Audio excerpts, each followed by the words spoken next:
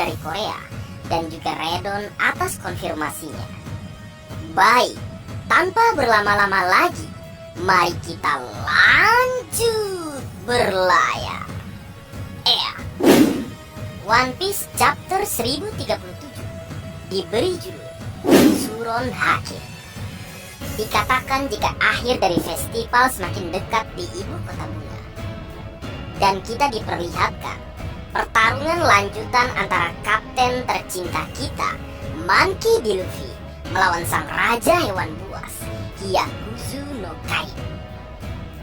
Berlanjut, Kaido meminum sake selama pertempuran, dan dikatakan jika Suron Hake nampaknya adalah teknik Kaido yang dalam keadaan mabuk.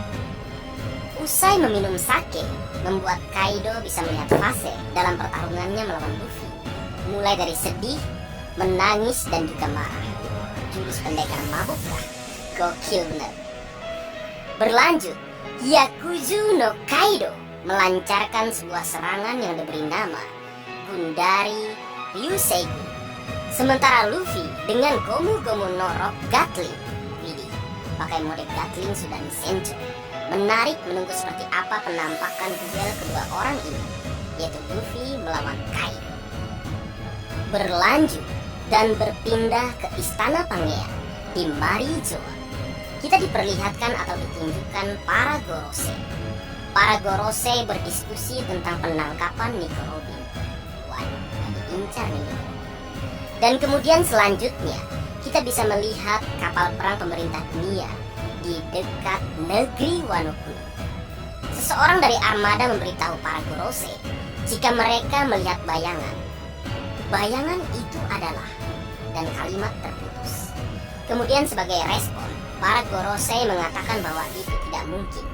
Bagi mereka, itu adalah sebuah legenda, dan itu tidak terbangun pada abad-abad terakhir.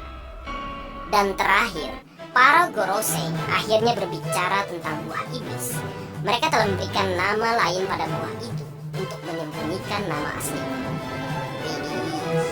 Misteri lagi nih dikasih oleh sensei buat kita semua. Pertanyaannya, bayangan apa itu?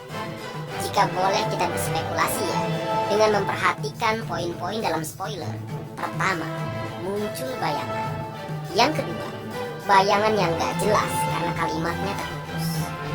Yang ketiga, Gorosei mengatakan jika hal itu atau mengenai sesuatu atau sesosok bayangan adalah tidak mungkin, karena menurut Gorosei itu adalah legenda, dan hal itu tidak terbangun atau muncul beberapa abad terakhir.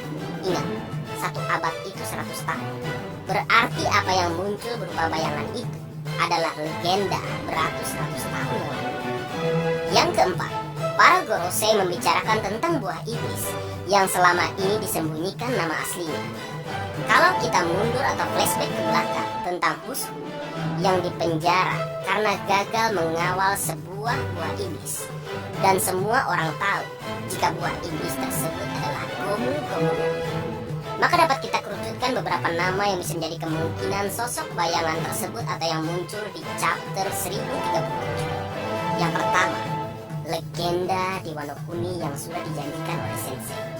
Yang kedua, makhluk seperti Zunisa atau mungkin justru Zunisa itu sendiri. Yang ketiga, wujud Luffy dengan buah iblisnya. Menarik menunggu kebenaran yang akan terungkap selanjutnya. Baik, mungkin segitu dulu yang bisa aku bagi bersama kalian loh. Semoga kalian terhibur dengan apa yang aku buat dalam kesempatan kali ini. Terakhir, jika ada kesalahan dalam pengucapan atau hal yang menurut kalian kurang pas atau kurang tepat, Marga Anime memohon maaf yang sebesar-besarnya. Sekian.